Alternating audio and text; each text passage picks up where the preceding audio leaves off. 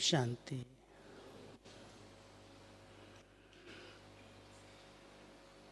बाबा के इस ज्ञान सरोवर परिसर में आप सभी 3 दिन से बहुत अच्छे आध्यात्मिक वातावरण का लाभ ले रहे हैं। ईश्वरीय ज्ञान और सहज योग जो स्वयं परमात्मा ने सिखाया उसका भी अनुभव कर रहे हैं।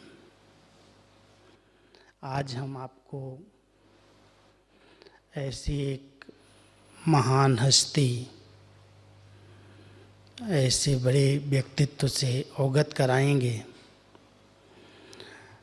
जो इस विश्वविद्यालय की नींव में बीज बन करके इसकी प्रगति, इसकी वृद्धि, इसके विस्तार में निमित्त बनी। आप सभी ब्रह्मा कुमारीज के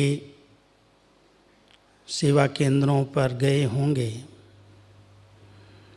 और सभी मेडिटेशन के रूम में आपको एक फोटो साकार रूप में ब्रह्मा बाबा का देखने को मिलता है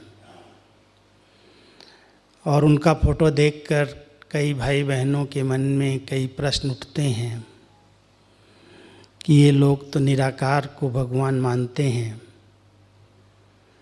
फिर हर जगह पर ये फोटो क्यों रखी है, ये कौन है? इसको जानना बहुत बहुत आवश्यक है। इसलिए आज हम इसी विषय को लेकर आपके पास आए हैं। इस ईश्वरीय विश्वविद्यालय की स्थापना कैसे हुई और उसके लिए कौन निमित्त बना, कैसे निमित्त बना, उसकी क्या जीवन थी, उसके जीवन वृत्तांत के विषय में मैं आपके आगे कुछ बातें रखूँगा। आज इस ईश्वरीय विश्वविद्यालय को 80 वर्ष पूरे हुए हैं और मैंने इस ईश्वरीय विश्वविद्यालय में साथ साथ 45 वर्ष पार्ट प्ले किया है। उसके आधे समय का इतिहास अपने बड़ों के द्वारा जो सुना है या पढ़ा है, वो सुना और पढ़ा हुआ इतिहास आपके सामने रखूँगा और आधे समय का आँखों देखा इतिहास बताऊँगा। बहुत लंबा इतिहास है। 80 साल की कहानी को मैं 1 घंटे के अंदर पिरोने का प्रयास करूँगा। जिस तन में परमात्मा शिव की प्रवेशता हुई उसकी क्या विशेषताएं थीं। उनका लौकिक नाम दादा लेखराज था, जिसको प्रजापिता ब्रह्मा के नाम से हम सब जानते हैं, याद करते हैं। वो एक बहुत बड़े हीरे जवाहरात के बिजनेसमैन थे। कलकत्ता के अंदर अभी भी उनकी दुकान पर लखीराज बाबू की दुकान सोने चांदी के ऐसा बोर्ड लिखा हुआ है। 1936 की बात है। उस समय आपकी आयु लगभग 60 वर्ष की थी। अपनी लौकिक आयु में 60 वर्ष की उम्र तक आप बहुत भक्ति, पूजा पाठ और धर्म को बहुत गहराई से समझते और उसको जीवन में उतारने का प्रयास करते थे। गुरुओं में भी आपकी बहुत बड़ी श्रद्धा थी। अपनी उस आयु में उन्होंने 12 गुरु किए हुए थे। गुरु की आज्ञा को भगवान की आज्ञा समझ करके जो कहें, जैसे कहें, बहुत सम्मान देते थे। श्री नारायण की बहुत प्यार से पूजा करते थे। श्री नारायण का एक फोटो उनके पॉकेट के अंदर रहता था।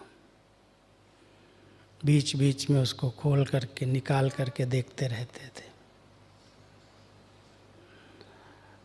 गीता का रोज अध्ययन करते थे, गीता पाठ।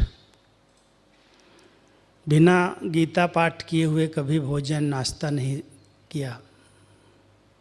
चाहे वो ट्रेन में भी जा रहे हों, अपने कहीं कार्य व्यवहार में भी व्यस्त हों, पहले गीता पढ़ेंगे, पाठ करेंगे, उसके बाद ही दूसरा कार्य करेंगे।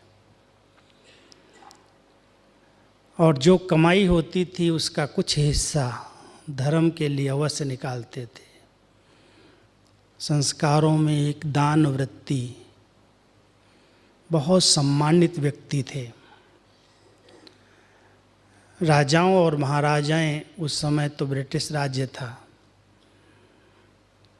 उसमें भी आपका राजाओं के दरबार में आना जाना बैठना, उनके परिवार में भरे बहुत घरेलू संबंध से जाते थे। क्योंकि राजाओं के दरबार में जवाहरात बहुत प्रचलित थी बाबा की। बाबा की बनाई हुई जवाहरात अभी भी लंदन के क्वीन विक्टोरिया में म्यूजियम में रखी हुई है। उसकी कहानी अलग है, सुनाऊंगा आपको। नेपाल के महाराजा से, उदयपुर के राजा से, बड़ौदा के राजा से, उस समय तो अलग अलग स्टेट के अलग अलग राजाएं थे। और बाबा का बहुत सुंदर, बहुत अच्छा जवाहरात का बिजनेस था। इसलिए बाबा अपनी जवाहरात को लेकर के सबकी दरबार में जाते और मिलते थे।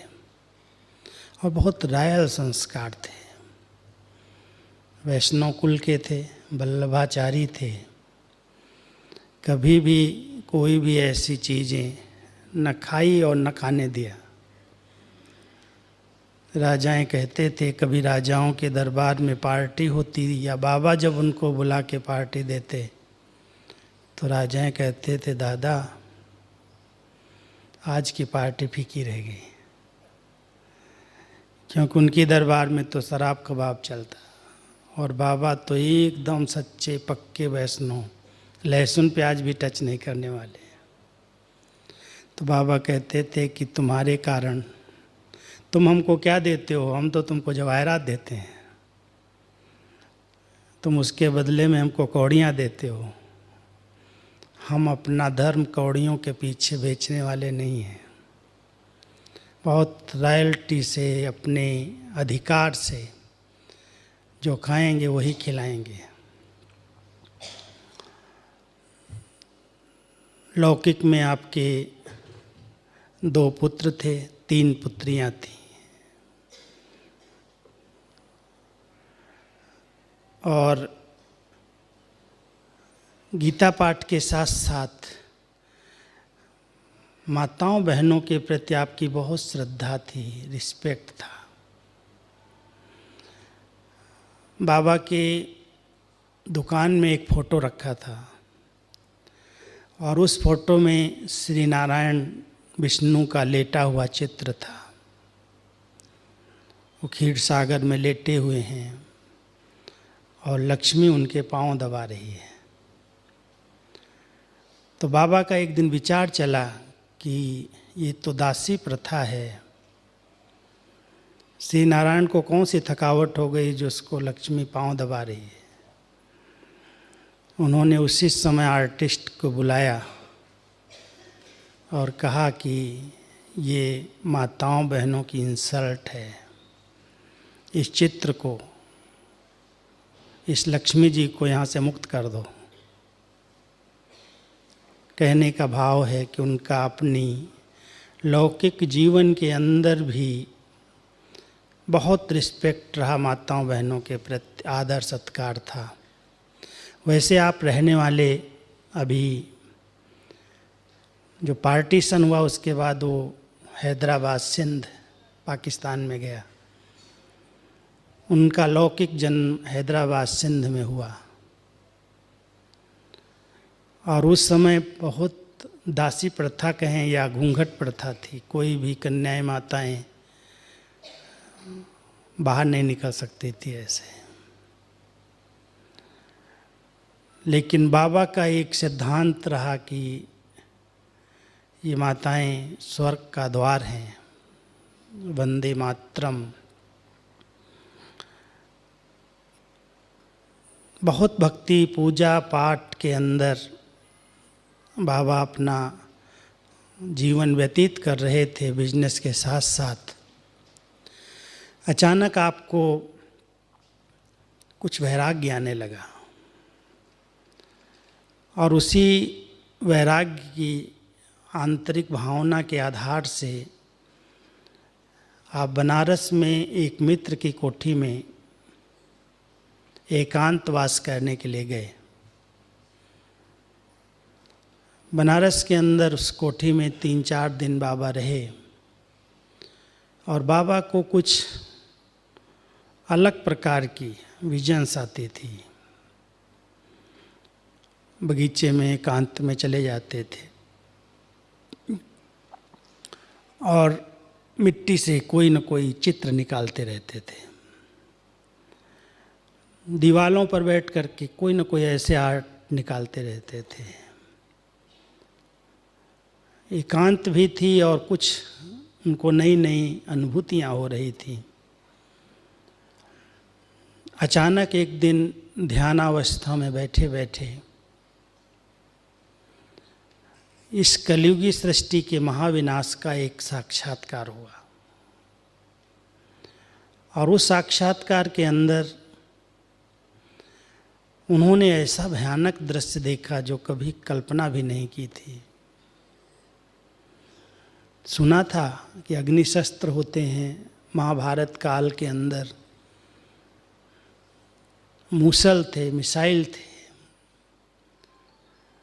लेकिन वो ध्यानावस्था में आपने देखा कि ऐसे ऐसे अग्निशस्त्र छूट रहे हैं जो पूरे पूरे देश, उस समय atom bomb, hydrogen bomb, missiles की चर्चा नहीं थी। उसके बाद ये जापान पर बॉम्ब्स गिरे। ये 1936 की बात है। तो एक तरफ आपने देखा कि आणविक अस्त्र शस्त्रों से इस दुनिया का महाविनाश हो रहा है, दूसरी तरफ आपको दिखाई दिया कि प्राकृतिक आपदाएं बहुत भयंकर रूप में आ रही हैं। कहीं एकदम ज्वालामुखी फट गया, कहीं ऐसी बाढ़ आ गई जो सारा बहा के ले जा रही है, कहीं आंधी तेज चल रही है, सब कुछ उसके अंदर उड़ रहा है, कहीं एकदम सूखा पड़ा हुआ कालग्रस्त लोग हैं। पांचों तत्वों का एक बहुत बड़ा तांडव नृत्य आपने देखा। और तीसरी तरफ भाई भाई, जातिवाद, धर्मवाद, उसके कारण खून खराबा कर रहे हैं, एक दूसरे को मार रहे हैं छुरे। इतना भयानक वो विनाश का दृश्य था जो बाबा के एकदम आंखें बंद होते हुए एकदम आंसू बहने लगे, रोने लगे। क्या हो गया, ये ऐसा क्या होने वाला है? बहुत एकदम भयानक विनाश का दृश्य देखा और एकदम उसी विनाश के दृश्य में खोए हुए थे। वो दृश्य धीरे धीरे शांत हुआ, उसके स्थान पर एक दूसरा दृश्य सामने आया और उस दूसरे दृश्य में आपने देखा कि कुछ सितारे ऊपर से उतर रहे हैं और वो सितारे जब जमीन पर आते हैं तो वो देवी और देवताओं की ड्रेस में बदलते जा रहे हैं और धीरे धीरे पूरा ही नक्शा बदल गया। हरे भरे बगीचे हैं, सोने चांदी के हीरों के महल हैं, पांचों तत्व प्रकृति के एकदम खुशहाल ऐसा सुंदर नज़ारा देखने के बाद आपके मन में प्रश्न उठने लगे, ये क्या है, ये कौन सब कर रहा है, कौन दिखा रहा है। बहुत प्रश्नों के अंदर उलझ गए और उन्हीं प्रश्नों को लेकर के आप अपने गुरुओं के पास जाने लगे, क्योंकि गुरु तो बाबा को थे 12। उनको जब बात सुनाते थे कि हमको ये क्या दिखाई दे रहा है, आपकी क्या कृपा है, क्या होने वाला है, तो कहें दादा ये मेरा मुझे कुछ पता नहीं है इसके विषय में, ये कोई ऊपर की शक्ति आपको अनुभव करा रही है, मुझे इस विषय में पता नहीं है। बहुत खोज की बाबा ने, है क्या आखिर, क्या दिखाई दे रहा, क्या होने वाला है। फिर बॉम्बे में एक मंदिर के अंदर गए, वहाँ लक्ष्मी नारायण के मंदिर में आपको लक्ष्मी नारायण के चतुर्भुज स्वरूप का, विष्णु का साक्षात्कार हुआ और वहाँ से आवाज़ आई कि अहम विष्णु तत्त्वम। कौन कह रहा है, ये क्या है, पर प्रश्नों में उलझते गए और उलझते गए। फिर धीरे धीरे अंदर ही अंदर एक वैराग्य और बढ़ता गया कि शायद ये दुनिया अभी विनाश होने वाली है, ख़त्म होने वाली है और कुछ भगवान को मेरे से कराना है। उसी नशे में आप जब कलकत्ता वापस गए तो अपने पार्टीदार, जो बिजनेस में भागीदार था, उसको बोला आप मुझे हीरे जवाहरात का धंधा नहीं करना। बोला क्या हो गया दादा, इतना अच्छा धंधा चल रहा है, आपको कोई तकलीफ है तो रेस्ट कीजिए, आराम कीजिए, मैं संभाल लूँगा। बाबा ने कहा नहीं, मुझे धंधा नहीं करना है। अपना एक बाबा का साथी, सहयोगी भाई का लड़का था, उसको कहा कि तुम इससे अपना हिसाब कर लेना, और मैं तो अपना वापस चल गया। जब बाबा वापस कलकत्ता से हैदराबाद गए तो अपनी नित्य क्रियाएं जैसे करते थे वैसे ही आपने गीता पढ़ना शुरू किया। गीता पाठ करने लगे और गीता पढ़ते पढ़ते उनके मुख से गीता उच्चारण होने लगी, ऑटोमेटिक, वो पढ़ना छूट गया। और बाबा की दृष्टि में इतना चमत्कार हो गया, जिसको बाबा ऐसे दृष्टि दे दे, ऐसे देख ले, उसको बाबा के द्वारा श्री कृष्ण का, सतयुग का साक्षात्कार हो जाए। सत्संग बढ़ने लगा, बहुत महिमा हो गई। बाबा तो भगवान है, लोगों की श्रद्धा बैठने लगी। लेकिन बाबा को ये सब कुछ पता नहीं, क्या हो रहा है, कैसे हो रहा है, कौन कर रहा है। तो बाबा के पोते का एक बच्चा हुआ था घर में, उसकी कुछ त्योहार जैसा मना रहे थे, जन्मदिन का। गुरु आया था, गुरु के सत्संग में बैठे थे और अचानक उस गुरु के सत्संग से, कभी नहीं बाबा ने उस गुरु के सत्संग को कभी 20 से छोड़ा होगा, बहुत रिस्पेक्ट था सत्संग के प्रति। लेकिन उस दिन पता नहीं उनको क्या हुआ कि उस सत्संग से उठ गए, और जब उठे और उठ करके सत्संग से अपने कमरे में गए तो उनकी बहू जो साथ में बैठी थी, उसको लगा कि आज शायद बाबा को तबीयत खराब है, कुछ हुआ है, इसलिए बाबा एकदम उठ गया। तो वो भी पीछे पीछे बाबा की गई। और जब बाबा अपने कमरे में बैठे, बाबा की बैठक तो आप देखते ही हैं, जहाँ पर मेडिटेशन रूम देखे होंगे, एक टांग पर टांग चढ़ाई हुई, कमल, अर्ध कमल आसन। उसी आसन में बैठे थे, ध्याना मुद्रा में, ऐसे एकांत में। पूरा कमरा एकदम लाल लाल लाइट से भर गया करके। उनकी बहू सामने खड़ी, बाहर देख रही क्या हो रहा है, और बाबा की एकदम आंखें लाल लाल, ऐसे जैसे कुछ हो रहा है। थोड़ी देर के बाद बाबा के मुख से ही आवाज़ निकलती है,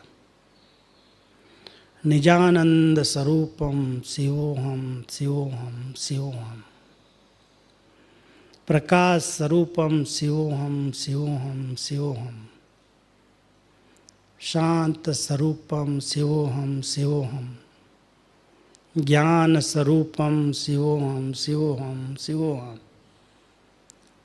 वो आवाज़ बाबा के मुख से निकल रही है, लेकिन कौन आवाज़ दे रहा है कुछ पता नहीं है। बाबा के मुख से ही निकल रही है, और वो सामने उनकी बहू खड़े खड़े सब दृश्य देख रही है।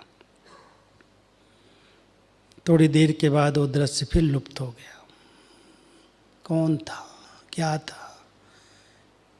बाबा के मन में और प्रश्न होने लगे, क्या हो रहा है सब? फिर अंदर से आवाज़ आई कि अब तुम्हारे द्वारा मुझे नई दुनिया बनानी है, तुमको निमित्त माध्यम बनना है। इसलिए परमात्मा शिव ने तुम्हारे तन का आधार लिया है। बाबा कुछ समय के लिए कश्मीर चला गया कि ये सब पता नहीं क्या हो रहा है। सत्संग तो शुरू हुआ,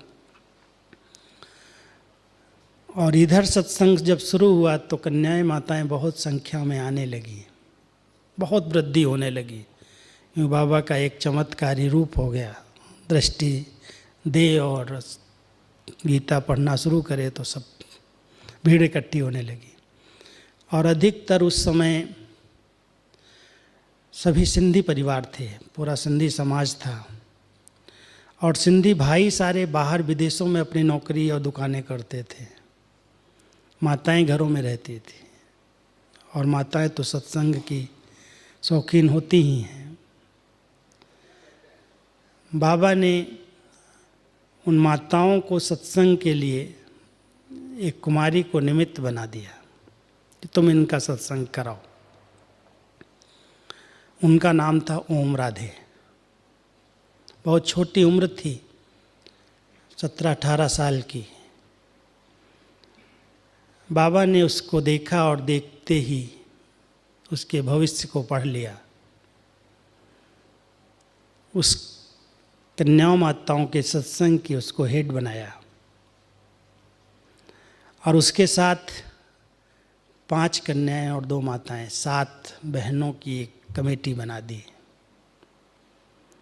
ट्रस्ट बना दिया ब्रह्मा कुमारी इसका, ओम मंडली के नाम से। क्योंकि सबसे बड़ा महत्व तो था कि बाबा जब ओम की ध्वनि देता था, ऐसे ओम बाबा ऐसे ध्वनि जब देता था तो पूरा सत्संग ट्रांस में चला जाता था। कोई भी उसमें नहीं होता था जो यहाँ साकार में रह जाए, कुछ न कुछ नए नए अनुभव करने लगता था।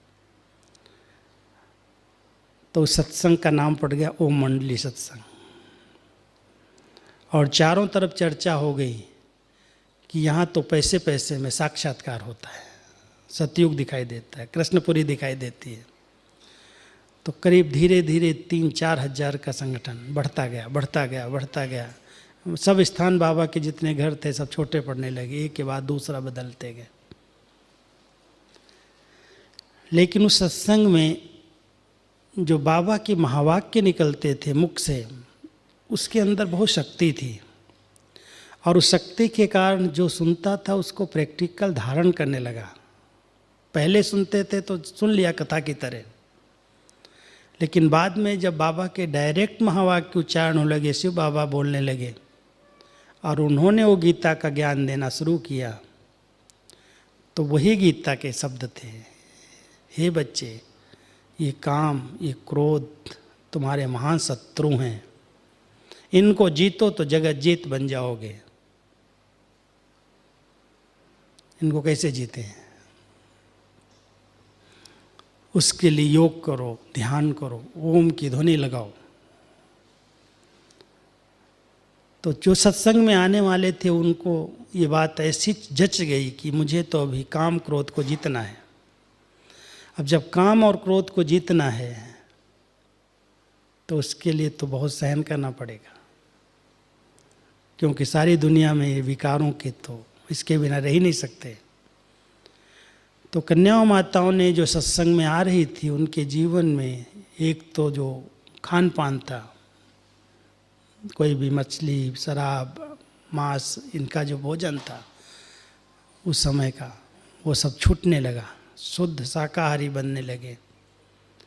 और साथ साथ उन्होंने प्रतिज्ञाएं कर ली कि अभी तो मुझे इन विकारों को जीतना है। अब विकारों को जीतना है तो घर के अंदर जब पति आता, परिवार वाले आते और विकारों की डिमांड होती तो दोनों का टकराव हो जाता। वो तो कहती हम तो अभी ज्ञान अमृत पीते हैं, हम अभी विष नहीं देंगे, पवित्र जीवन जिएंगे। तो धीरे धीरे एक तरफ सत्संग बढ़ने लगा और दूसरी तरफ घर घर के अंदर झगड़े शुरू होने लगे। ये कौन सा ज्ञान है, ये किसने तुमको दिया, ये कहाँ से आया। और आप समझते हो ब्रिटिश राज्य, उसके अंदर लॉ एंड ऑर्डर बहुत थे, बहुत सारी कंप्लेन बाबा की जाने लगी।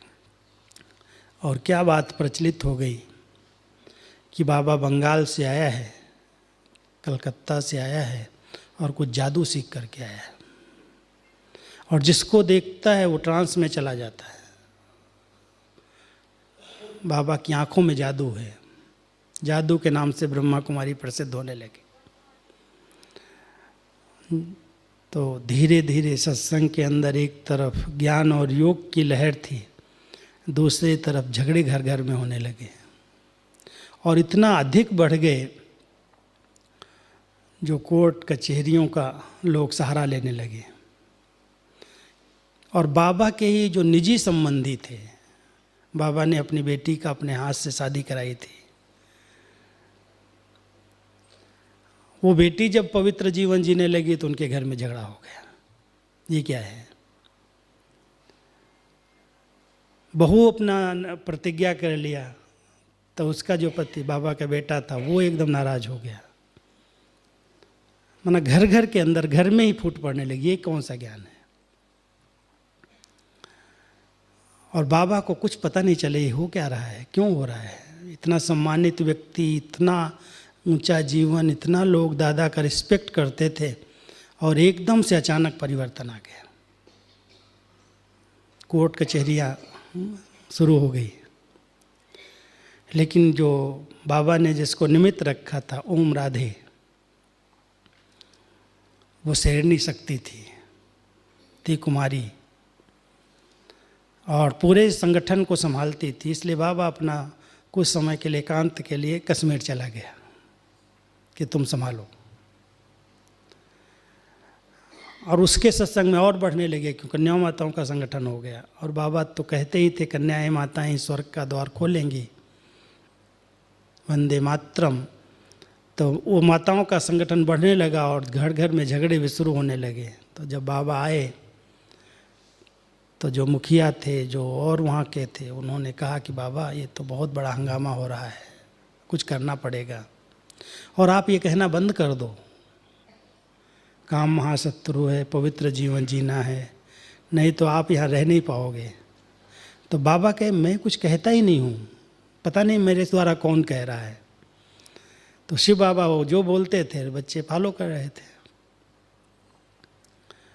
और मम्मा बहुत शक्तिशाली थी, मजबूत शिव शक्ति थी, दुर्गा थी। एक बार उसको कोर्ट में ले गए, बाबा के ऊपर केस किया और हर केस की जवाबदारी मम्मा की थी, उनको जवाब देने की।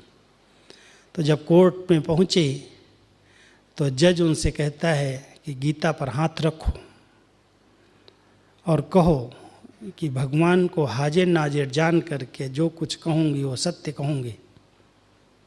तो मम्मा ने हाथ रख के कहा कि जज साहब, यहाँ भगवान तो हाजिर नाजिर दिखाई नहीं देता है, कैसे मैं मानूं कि भगवान हाजिर नाजिर है। मैं ये ज़रूर कहूँगी कि मैं आपको हाजिर नाजिर मान करके जो कुछ कहूँगी वो सच कहूँगी। अब इस पर जज बिगड़ गया कि ये क्या है, इतना कोर्ट का सिद्धांत है ये। बोला कोर्ट का सिद्धांत पहले झूठ बोलना सिखाता है, मैं झूठ नहीं बोलती। बहुत डिबेट हो गई, जज से ही डिबेट हो गई कि भगवान यहाँ हाजिर नाजिर कहाँ है और आप मेरे से झूठ बुलवा रहे हो।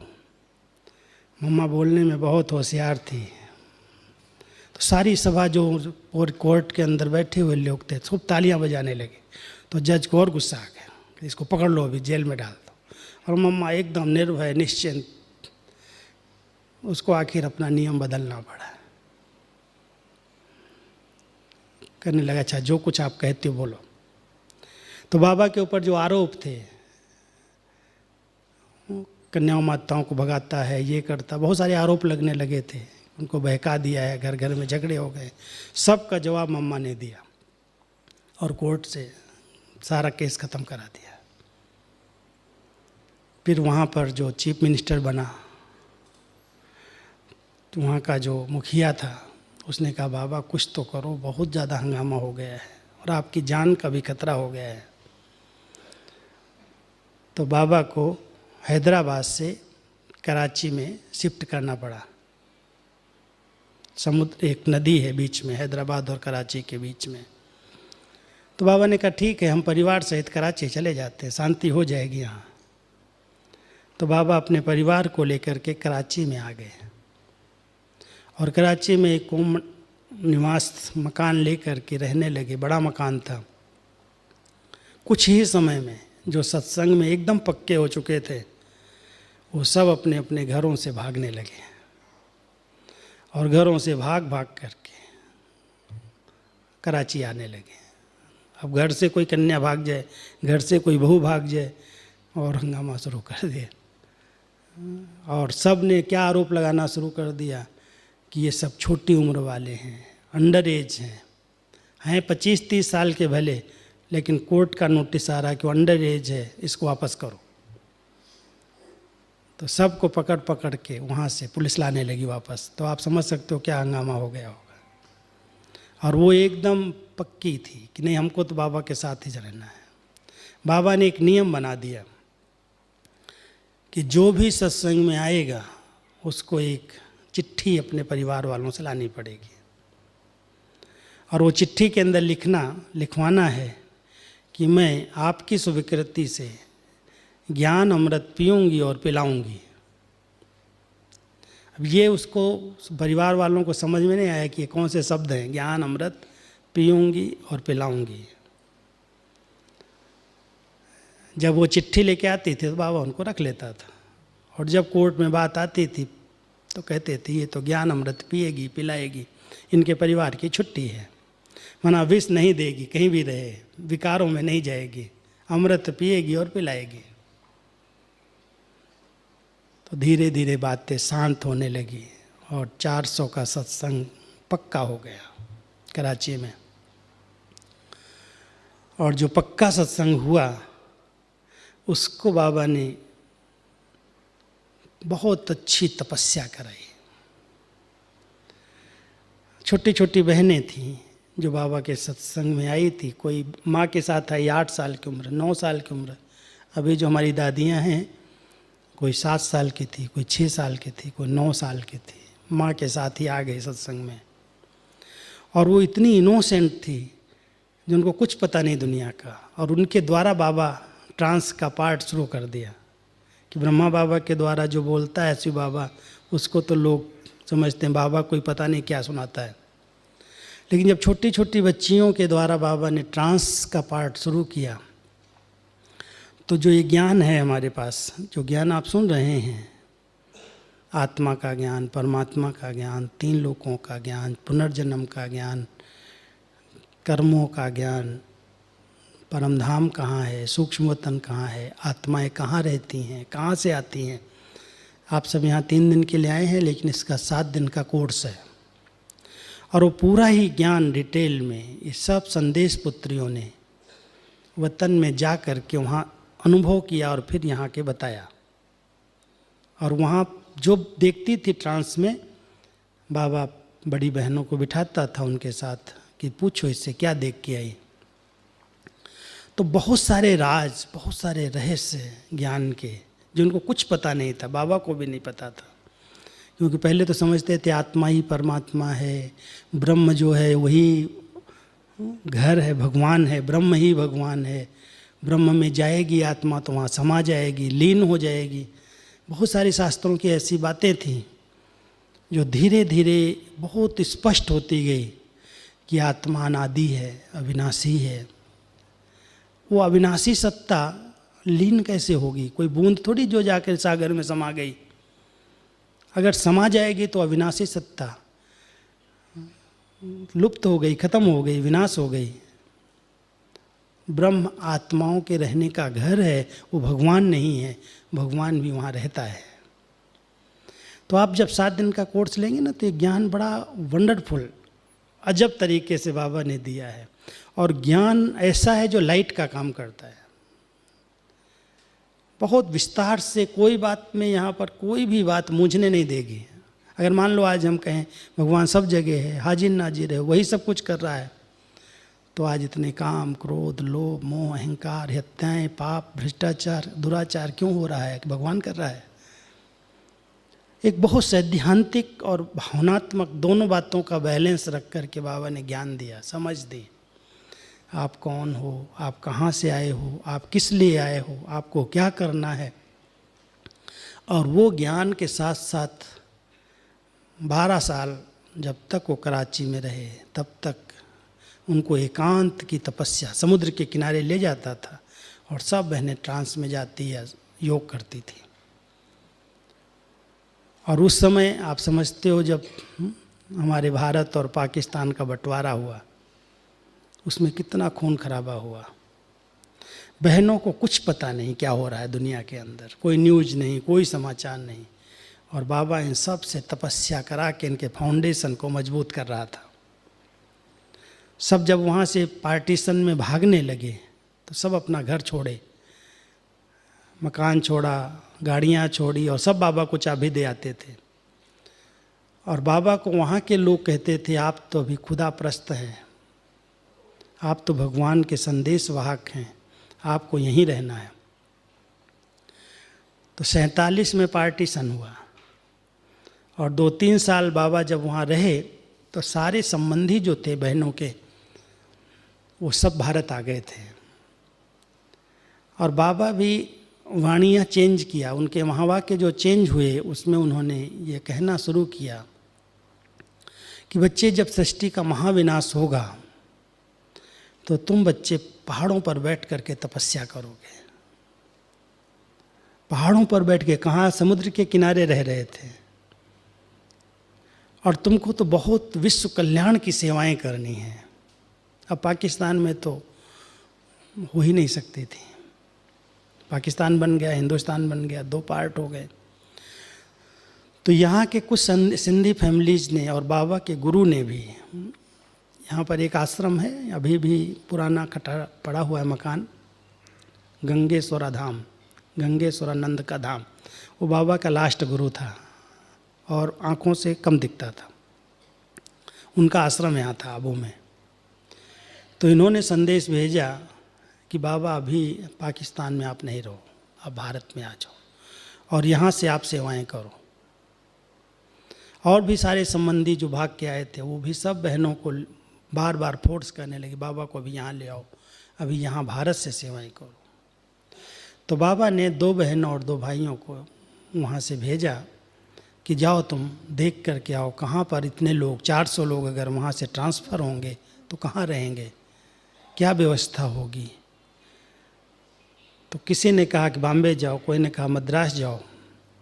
लेकिन बाबा की जो प्रेरणा आ रही थी, तुम पहाड़ों पर जाओ और पहाड़ों से बैठ करके तपस्या करो, ऋषि मुनियों की स्थली है वो।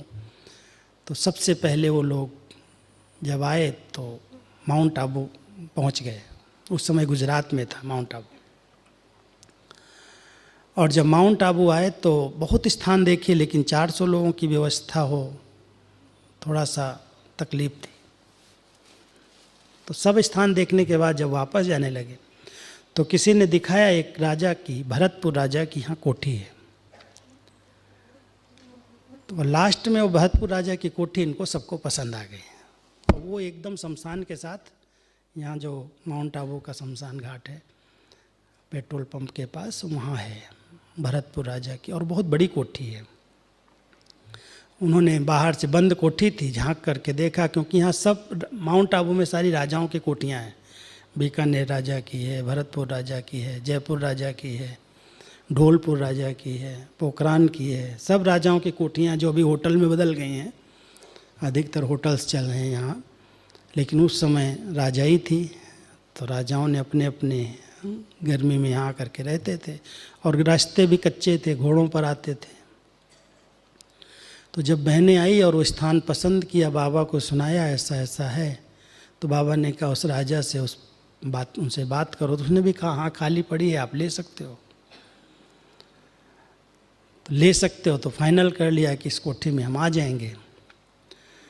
तो 1950 में मई के अंदर उन्होंने कहा कि आप सब सामान लेकर के जा सकते हो। अब सामान तो 400 लोगों कितना होगा आप सोच सकते हो।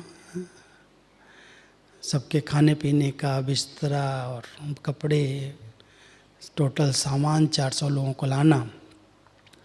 तो उन्होंने एक स्टीमर किया बहुत बड़ा, कराची और ये जो ओखा बंदरगाह है सोमनाथ के पास,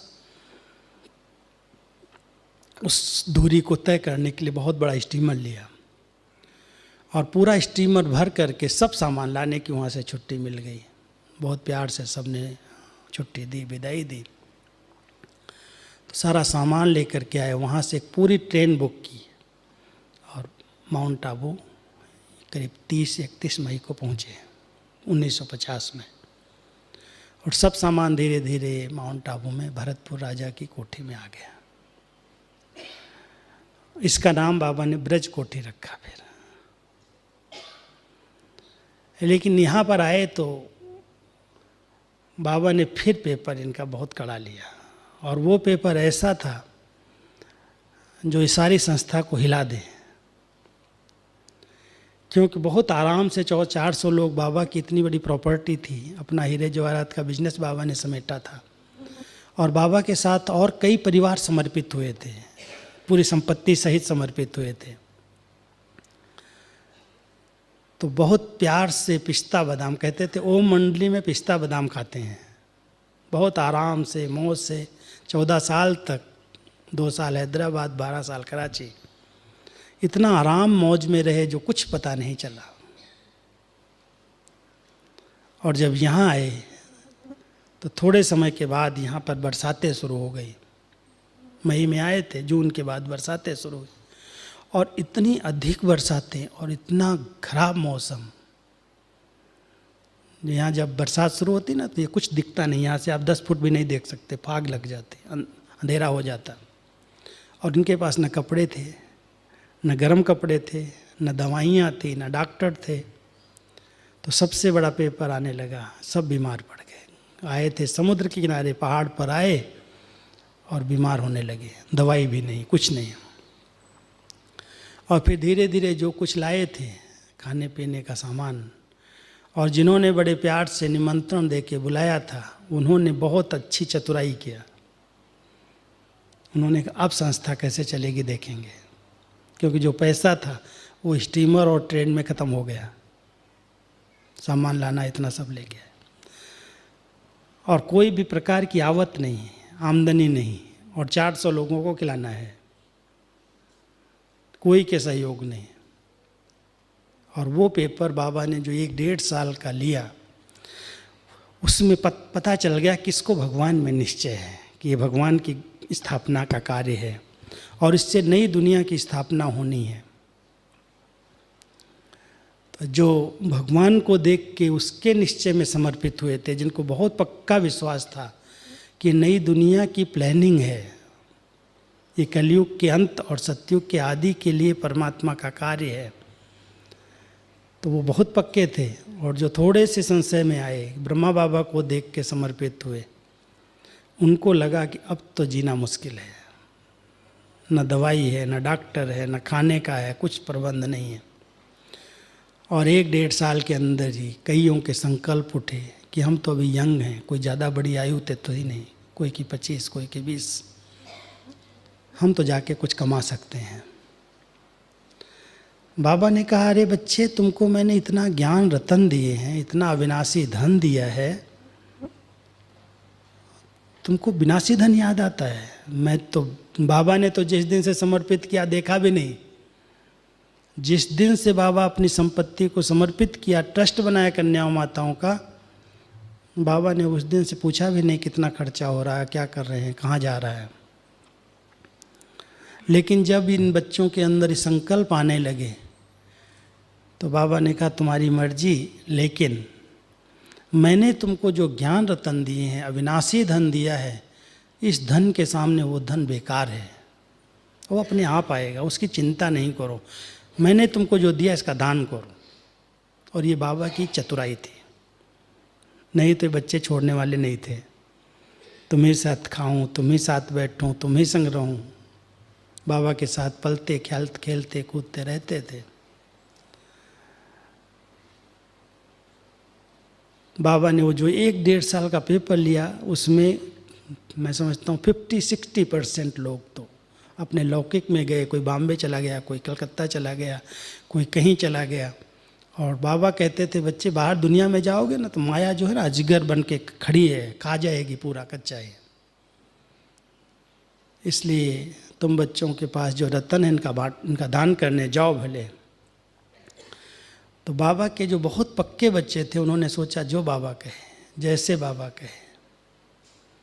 और वो 52 में सबसे पहले यहाँ से निकले जनवरी महीने में, और कुंभ मेले में गंगा और जमुना के तट पर बैठ करके ठंडी में चित्र लेके गए थे, हाथ के बनाए हुए चित्र थे, और वहाँ बैठ करके ज्ञान देना शुरू कर दिया। और जब इनको देखते थे लोग, सामने आते थे, तो उनको बहुत विचित्र लगता था। तो कोई ऊपर से उतरी हुई देवियाँ हैं, बाल खुले हुए और एकदम सफ़ेद ड्रेस, फरिश्ते जैसे, उनकी दृष्टि में इतनी चमक, प्योरिटी, बहुत अच्छी धारणाएं थी, खान पान भी शुद्ध था, किसी से मांग नहीं रही, कुछ नहीं कर रही, पैसा नहीं ले रही हैं, बैठी हैं, तपस्या कर रही हैं, और जो आता है उसको आत्मा का, परमात्मा का, कर्मों का ज्ञान दे रही हैं। तो लोग, बड़े बड़े लोग आते थे गंगा के स्नान के लिए, त्रिवेणी के स्नान पर। तो उन्होंने कहा बहन जी, दीदी, यहाँ क्यों आप बैठी हो, धूप में क्यों बैठी हो, आप चलो हम आपको मकान देते हैं, आप वहाँ ये ज्ञान दो। तो ऐसे करके पहले पहले कानपुर, दिल्ली, लखनऊ, उनके निमंत्रण से केंद्र खुलना शुरू हुए।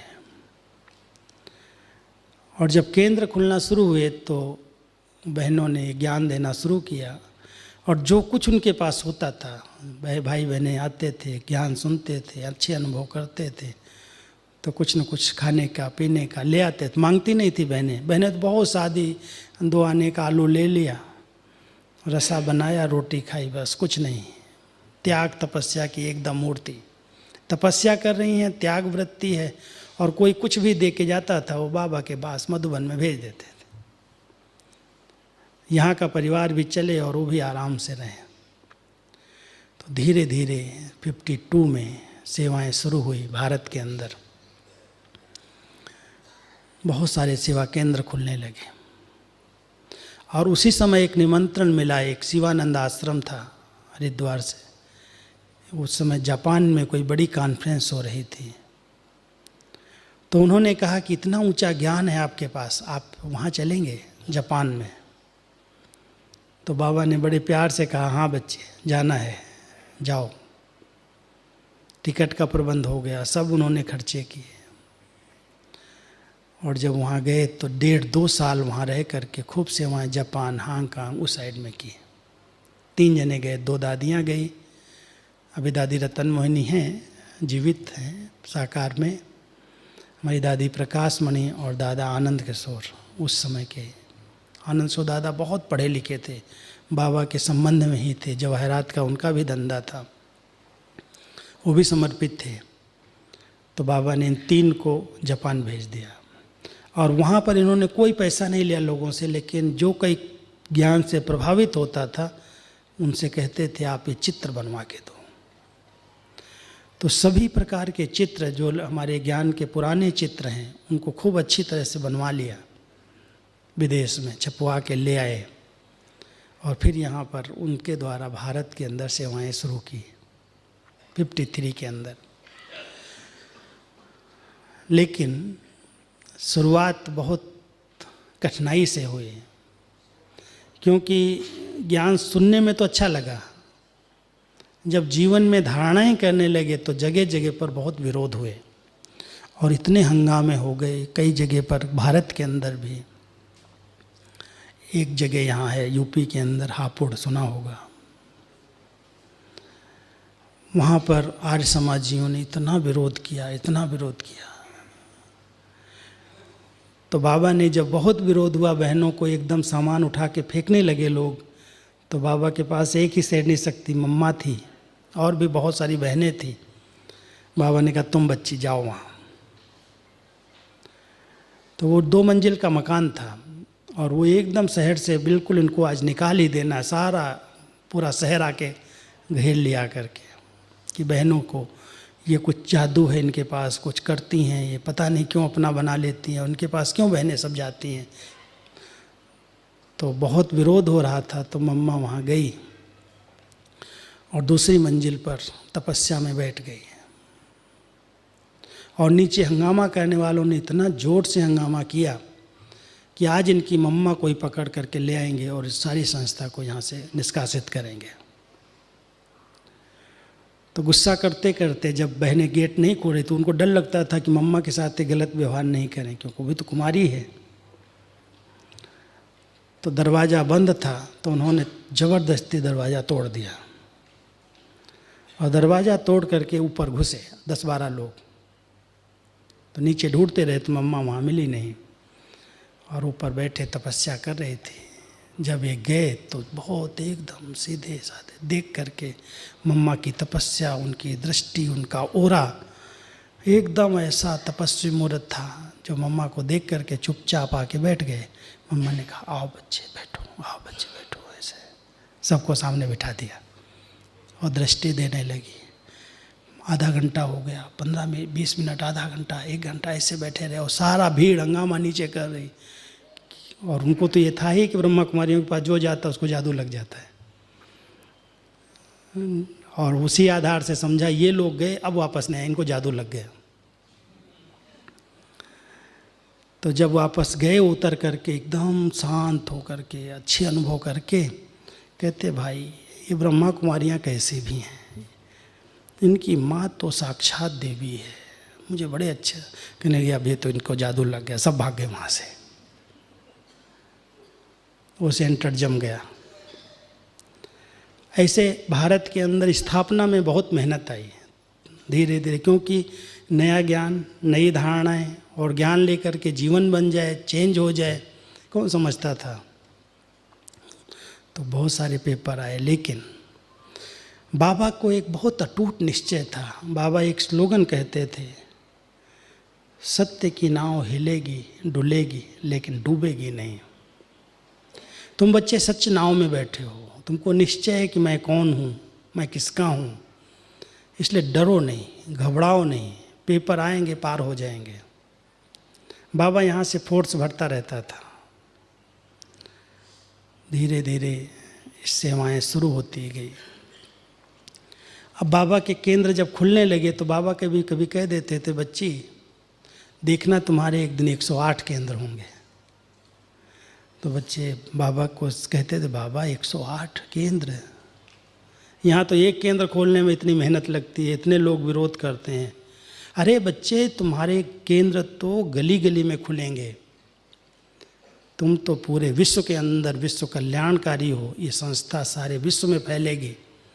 बाबा की वो भविष्यवाणियाँ ज्ञान देता था, बाबा अपने महावाक्यों में बोलता था और ये बहनें समझती थी बाबा पता नहीं ऐसी ऊंची ऊंची बातें करता है, मुझे तो दुनिया का नक्शा पता ही नहीं, लंदन है कहाँ, अमेरिका है कहाँ। और बाबा कहता तुम विश्व कल्याणकारी हो, तुमको हर देश में जाना है। न मेरे को इंग्लिश आती है, न ये भाषा आती है, मैं कैसे विश्व कल्याण करूँगी, मैं कैसे जाऊँगी उनके पास। बच्ची धैर्य धरो, सब होगा, सब होगा।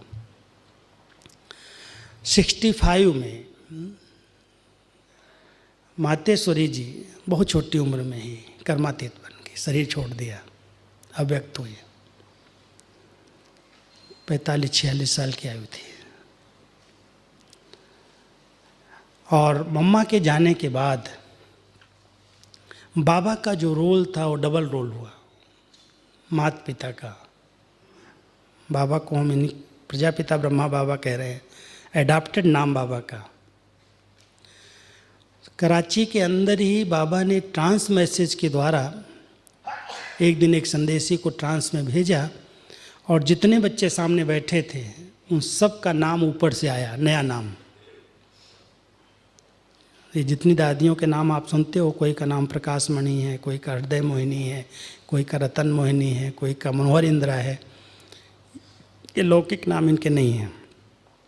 हमारी दादी जी हैं जिनमें अभी बाबा की प्रवेशता होती है, हृदय मोहिनी दादी नाम उनका।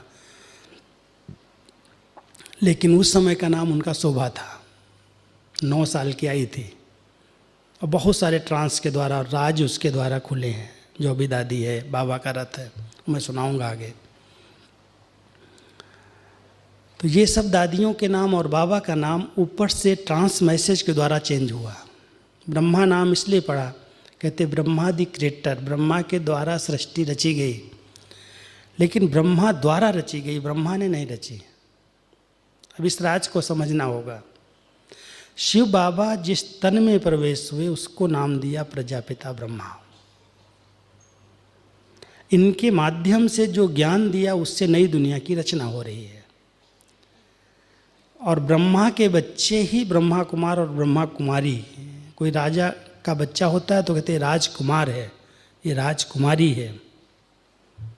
तो ब्रह्मा कुमारी कोई संस्था अलग नहीं है, लेकिन ब्रह्मा कुमारी माना ही ब्रह्मा ने के द्वारा जो शिव बाबा ने ज्ञान दिया, और वो ज्ञान लेने वाले जो मुख वंशावली बने, ज्ञान जो सुना, वो मुख वंशावली ब्राह्मण कहलाए, ब्रह्मा मुख से निकले हुए, और उनको नाम दिया गया ब्रह्मा कुमार, ब्रह्मा कुमारी। तो ब्रह्मा कुमारी अलग संस्था नहीं है, लेकिन ब्रह्मा कुमारी ब्रह्मा बाबा के बच्चे कहलाए। तो मैं सुना रहा था कि बाबा जब ये कहते थे अपने साकार महावाक्यों में, और मम्मा 65 में जब अव्यक्त हुई, तो ब्रह्मा बाबा का 2 रोल चला। वैसे तो कन्याओं माताओं की संस्था थी, बाबा ने माता जी को, मातेश्वरी को कुमार रखा था बहनों की संभाल के लिए। उनके जाने के बाद बाबा ने एक राज खोला कि बच्चे, ब्रह्मा ही तुम्हारी बड़ी माँ है। ब्रह्मा नाम ही है माँ, तो ये माँ जो है बड़ी माँ है, और शिव बाबा बाप है। ये तुम्हारे माता पिता हैं, इनके तुम बच्चे हो। वो पालना के लिए जगदम्बा सरस्वती थी। कहते हैं ब्रह्मा की बेटी सरस्वती। शास्त्रों में तो कुछ गलत गलत बातें ऐड कर दी, ब्रह्मा सरस्वती पर फिदा हुआ, ये हुआ। लेकिन ब्रह्मा ने जो ज्ञान दिया उसको फॉलो करने वाली सरस्वती माँ, और उस सरस्वती और ब्रह्मा की जोड़ी ने पूरे यज्ञ की स्थापना में अपना योगदान दिया।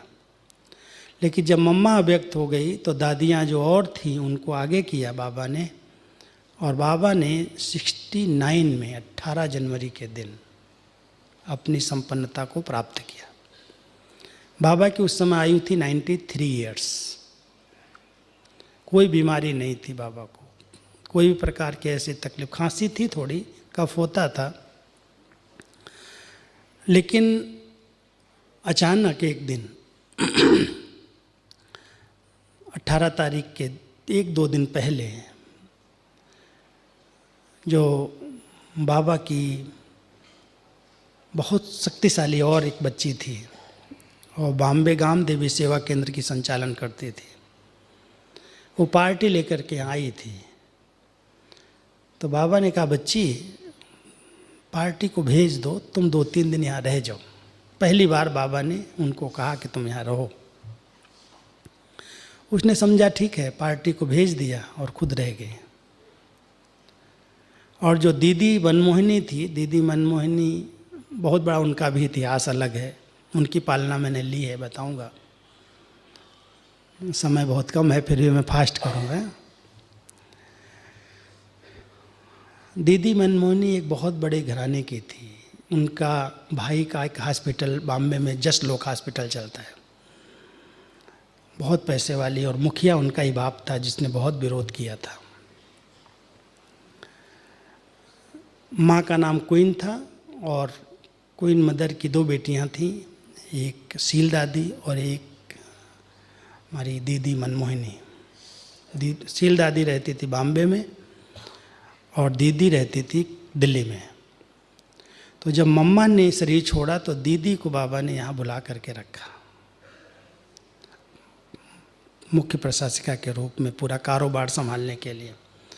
और दादी यहाँ बॉम्बे गाम देवी सेंटर संभालती थी, दादी प्रकाश मणि। फोटो आप देखेंगे यहाँ लगा हुआ है शायद दादी जी का, है ना, इस साइड में दिख रहा है ना, दादी प्रकाश मणि जी का लगा हुआ, दोनों साइड है। तो दादी जी जब यहाँ पर आई 16 जनवरी को, तो बाबा ने कह दिया बच्चे तुम रुको, और पार्टी को भेज दिया। और दीदी मनमोहिनी जो 65 से बाबा के साथ यहाँ रहती थी, उनको कहा कि तुम जाओ सेवा करके आओ। वो चली गई इलाहाबाद साइड में सेवा करने, और दादी यहाँ रुकी। तो बाबा को 18 तारीख को थोड़ा सा ठंडी बहुत थी आबू के अंदर, 18 जनवरी का समय था। तो दादी ने कहा बाबा आज आप मुरली नहीं सुनाओ। रोज़ सवेरे बाबा क्लास कराता था 6 बजे। दादी ने ऐसे ही बोला बाबा आज आप रेस्ट कर लो, मैं जाती हूँ क्लास में। बाबा कभी भी इतनी आयु में एक दिन भी बाबा ने क्लास मिस नहीं किया, मुरली सुनाई रोज़, महावाक्य उच्चारण किए। वो पहला दिन था जो बाबा ने कहा अच्छा बच्ची आज आप चली जाओ क्लास में। तो सबके अंदर संकल्प चलने लगे, पता नहीं आज बाबा मुरली सुनाने क्यों नहीं आया। तो जब दादी मुरली सुना के क्लास करा के आई वापस, तो बाबा को आया कि आज बच्चों के संकल्प चलेंगे, इसलिए बाबा उठ गया और ऑफिस में आया और कहता है कि आज जितने बच्चों के पत्र आए हैं ना, सब पत्र निकालो, बाबा आज सबको जवाब देगा। वैसे बाबा वैसे रोज़ पत्र लिखता था सबको। मैं भी 60 में मातेश्वरी जी के द्वारा हमारे लौकिक गांव में केंद्र खुला 60 में। मैं बहुत छोटा था, 4 साल का, मुझे याद नहीं। मेरे पिताजी ज्ञान में आ गए थे।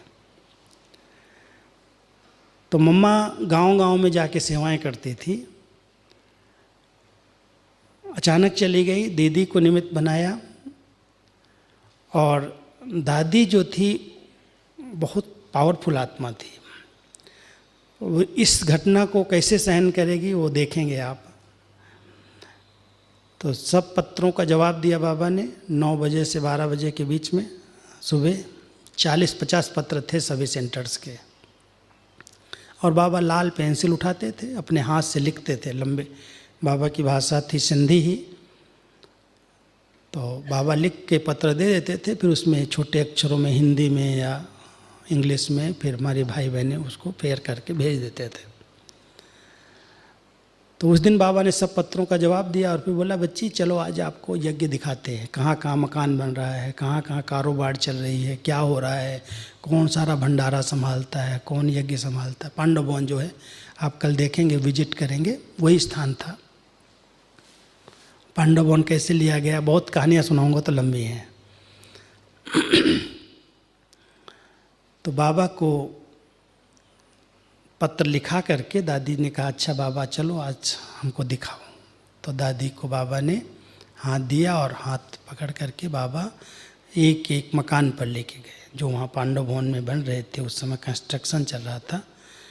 बाबा का जो विजन था कि यहाँ पर ये करेंगे, यहाँ ये बनेगा, यहाँ ये बने, दादी को सब बताती गई और एक एक मुख्य मिस्त्री से, इंजीनियर से, भाई बहनों से मिलाती गई कि बच्ची ये बन रहा है, ये ऐसे बनाना है, यहाँ इतने कमरे बनेंगे, यहाँ ये बनेगा। तो पूरा मकान बाबा ने पहले उनको दिखाया, पांडव भवन का सैर कराया। और उसके बाद फिर भंडारे में गई। भंडारे का सारा सामान कौन संभालता है, कैसे क्या बनता है, कितने लोगों की व्यवस्था है।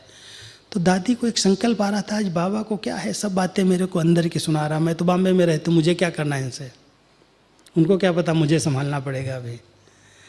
तो बाबा ने टोटल सब समझा करके, दिखा करके, सैर करा के फिर आया, रेस्ट किया। और शाम को कहता है अच्छा बच्ची आज ठंडी बहुत है ना, चलो आज जल्दी मुरली सुनाता हूँ, बच्चों को बुलाओ, सुबह नहीं मिले हैं शाम को बुला लो। वैसे बाबा 9 बजे क्लास कराता था, उस दिन 8:30 बुला लिया। तो क्लास शुरू हुआ 8:30 से, बहुत अच्छी बाबा ने आधा घंटा मुरली सुनाई, महावाक्य उच्चारण किए। मुरली समझ रहे हो ना, मुरली किसको कह रहा हूँ मैं? बाबा के महावाक्यों को। तो वो महावाक्य चले आधा घंटा, और उसके बाद बाबा ने क्लास में ही खड़े होके, वहाँ छोटा हॉल है, हिस्ट्री हॉल, वहाँ आप जाएंगे देखेंगे, तो बाबा गेट पर आया और गेट पर 3 शब्द उच्चारण किए, बच्चे निराकारी, निर्विकारी और निरहंकारी हो करके रहना। अच्छा बच्चे, विदाई, छुट्टी। ऐसे कह करके बाबा ने ऐसे हाथ हिला करके, कभी बाबा ऐसे नहीं करते थे, हिला करके दादी का हाथ लेके वापस कमरे में आ गए। और कमरे में आते ही दादी ने समझा आज बाबा को लगता है कुछ तकलीफ है, तो बिस्तर पर बैठ गया बाबा। उस समय तो कोई कुर्सियाँ उर्सियाँ सोफे पे तो होते नहीं थे।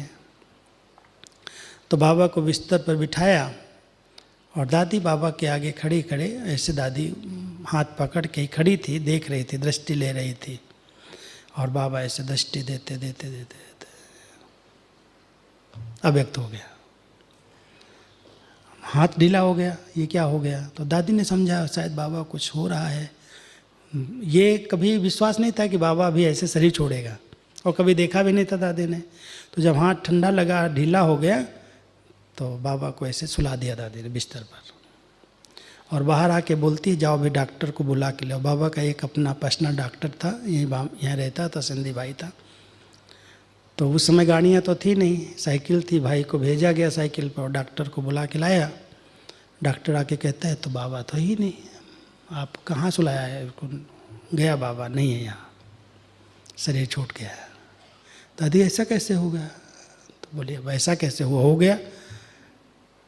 अब दादी के अंदर वो शक्ति तो बाबा ने पहले दृष्टि दे के भर दी थी। फिर पूरी रात दादी ने सबको फ़ोन किए कि आप सब आओ, बाबा भी इस शरीर से अव्यक्त हो चुके हैं। कोई माने नहीं, लेकिन जब दादी कह रही है, इतनी बड़ी अथॉरिटी का फ़ोन आ रहा है, तो सबको आया कि जाना चाहिए। तो 18 को शरीर छूटा, 19-20 2 दिन में सब लोग इकट्ठे हुए, और 21 तारीख को वहीं पर बाबा का यादगार है, शांति स्तंभ बना हुआ है, गवर्नमेंट की परमिशन लेके परिक्रमा दे करके वहीं संस्कार हुआ। और उसके बाद जब संस्कार हो गया तो नियम अनुसार इस विद्यालय के अंदर सब स्नान वगैरह करके तैयार होकर के पहले भोग लगाते हैं। तो दादी को आया कि आज मैं किसी ऐसी संदेशी को बिठाऊं जो बाबा से पूछे कि ऐसे बाबा ने शरीर क्यों छोड़ा, क्या हुआ है, अब क्या होगा, आगे क्या होगा। कुछ क्लियर तो था नहीं अभी आगे क्या चलेगा, कैसे चलेगा। तो गुलजार दादी जो बाबा का रथ है इस समय भी 48 साल से, पहली बार बाबा को भोग लगाने के लिए वतन में गई, और भोग लगाते भी ट्रांस में गई और बाबा की प्रवेशता हुई। और बाबा ने वो मुरली चलाई है, करीब मैं समझता हूँ 5-7 पेज की मुरली है, वो बहुत बड़ी है, छपी हुई है। और सब नियम कायदे और कैसे यज्ञ चलेगा, कैसे इसका विस्तार होगा, कौन संभालेगा, कौन निमित्त बनेगा, उस अव्यक्त रूप से बाबा ने दीदी और दादी के ऊपर कलश रखा और दीदी दादी की जोड़ी को कहा कि अब तुमको मुख्य प्रशासन का कार्य आपको देखना है, और सब बच्चे सहयोगी बन करके रहेंगे। कई शिक्षाएं दी, कई का बातें सुनाई बाबा ने। 21 जनवरी 69 बाबा का पार्ट चेंज हुआ, और बाबा ने कहा बच्चे जैसे बाबा बच्चों के साथ था ऐसे है, कहीं जाएगा नहीं। जब तक सतयुगी दुनिया की स्थापना का कार्य संपन्न नहीं हुआ है तब तक ब्रह्मा की आत्मा का पार्ट है, वो पुनर्जन्म नहीं लेगी, आपके साथ रहेगी, और शिव बाबा उसके ही तन के अव्यक्त रूप से आपसे मिलने आता रहेगा।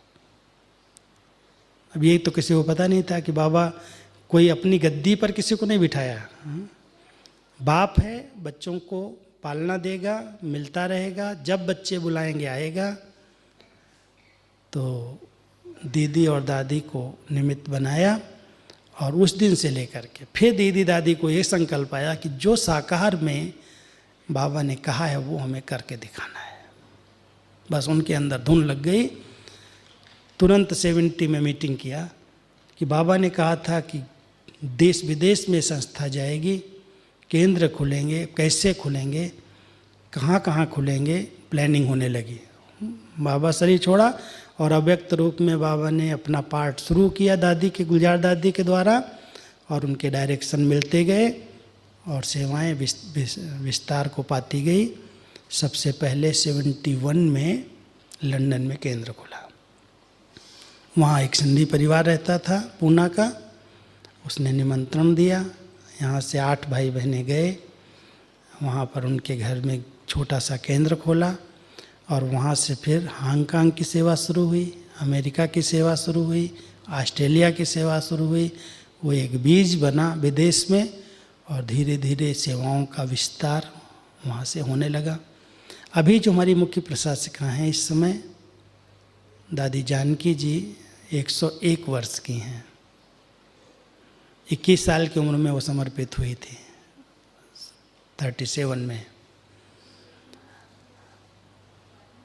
उनको 74 में दादियों ने विदेश भेज दिया कि तुम विदेश की सेवा संभालो। और वो विदेश की सेवा उन्होंने ऐसी संभाली, बागडोर, बहुत छोटे छोटे स्थानों में रह करके अपने हाथ से भोजन बनाना, इंग्लिश नहीं आती है, इधर उधर जा करके भाषण करना, प्रोग्राम लेना, गाड़ियों में जो गाड़ियाँ चलती हैं उनमें चक्कर लगाना, इधर से उधर जाना। और वो जो सेवाएं की उन्होंने, उसके फलस्वरूप स्थान स्थान पर केंद्र खुलने लगे। और आज पता है कितने देशों में केंद्र हैं? 140 देशों में केंद्र हैं। और दादी इतनी उम्र में भी चक्कर लगाती रहती है। लेकिन 71 के बाद जो साकार में बाबा ने महावाक्य उच्चारण किए वो प्रैक्टिकल होने लगे, सेवाओं का विस्तार होने लगा, अव्यक्त रूप में बाबा का बहुत साथ मिलने लगा। और जो जो बाबा ने प्रेरणाएं दी और देता रहा, गाइड बाबा से लेते रहे। हर दूसरे तीसरे दिन दादी को भेज देते थे, जाओ बाबा से पूछ के आओ, बाबा को बुला के ले आओ। बाबा दादी ऐसे ट्रांस में जाती थी और बाबा प्रवेश कर लेते। तो 69 से लेकर के अव्यक्त रूप में बाबा ने सेवाएं देना शुरू की। दीदी दादी की जोड़ी बनी और उस जोड़ी के बाद जो सेवाओं का विस्तार हुआ भारत के अंदर और विदेशों के अंदर, आज जो हमारे 10 लाख भाई बहनें जुड़े हुए हैं, 9000 से ऊपर केंद्र गीता पाठशालाएँ हैं, वो सब दादियों की मेहनत, अथक परिश्रम और उनके फलस्वरूप आप देख रहे हो। हमारी 19 प्रभाग बनाई गई कि भारत के हर विंग को, हर वर्ग को जोड़ा जाए इससे।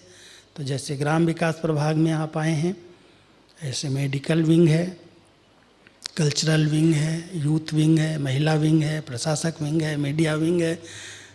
19 प्रभाग हैं। कोई भी प्रभाग, कोई भी वर्ग भारत का न छूटे।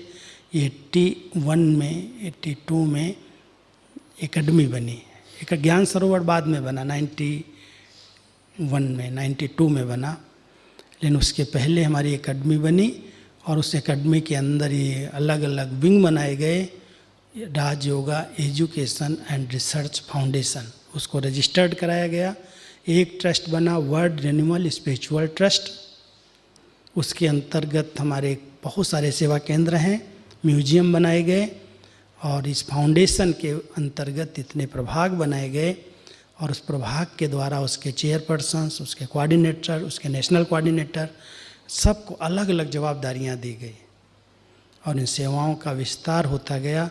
और विस्तार होते होते मैं समझता हूँ आज कोई भी प्रभाग, कोई भी वर्ग अछूता नहीं है। चाहे वो सुरक्षा का है, मिलिट्री का है, पुलिस का है, उसका भी प्रभाग है। तो एक खेल कूद का भी प्रभाग है, खिलाड़ियों के लिए भी है।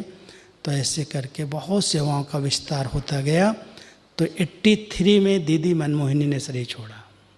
दादी जानकी उस समय संयुक्त प्रशासिका, मुख्य दादी प्रकाश मणि के साथ नेक्स्ट बनी सह मुख्य प्रशासिका। और 2007 में दादी प्रकाश मणि जी ने शरीर छोड़ा। तो उसके बाद दादी जानकी जी मुख्य प्रशासिका और दादी हृदय मोहिनी जी सहमुख्य प्रशासिका और दादी रतन मोहिनी जी संयुक्त मुख्य प्रशासिका। ये 3 दादियाँ अभी भी इस विद्यालय का संचालन देख रही हैं, सारी कारोबार देख रही हैं। हम सब उनके सहयोगी साथी हैं। दादियों की जो नम्रता है, दादियों का जो स्नेह है, पालना है, जो गुणग्राही दृष्टि है, उनके अंदर जो सहन करने की, समाने की शक्ति है, बहुत सारी विशेषताएं हैं। जो बाबा ने एक लक्ष्य रखा था वंदे मातरम, उन कन्याओं माताओं ने अपने त्याग, तपस्या और सहन करने की शक्ति के आधार से इस विश्वविद्यालय का इतना विस्तार किया। और आज सारे विश्व के अंदर देख रहे हैं बहनों द्वारा संचालित ये संस्था एक मत होकर के, एक बन करके, सब भाई बहनों को साथ लेकर के चल रही है। कोई छोटा बड़ा नहीं, कोई गद्दी नहीं, किसी का कोई शासन नहीं, लेकिन सब एक हैं। हम सब एक पिता के बच्चे, भाई भाई हैं, भाई बहन हैं, परमात्मा एक है। तो ऐसे करके सेवाओं का विस्तार होता गया। बहुत बड़ा इतिहास है, सुनाने में कितना सुनाएंगे, समय की सीमा है, इसलिए हम यहीं पर फुल स्टॉप देते। आप सब इस इतिहास का अगर और विस्तार चाहते हैं तो बाबा की एक जीवन परिचय की 2 बुक बनी हुई हैं, वो 2 बुक आप ले जा सकते हैं और उसकी स्टडी करेंगे तो इसका डिटेल इतिहास आप और भी समझ सकेंगे। ओम शांति।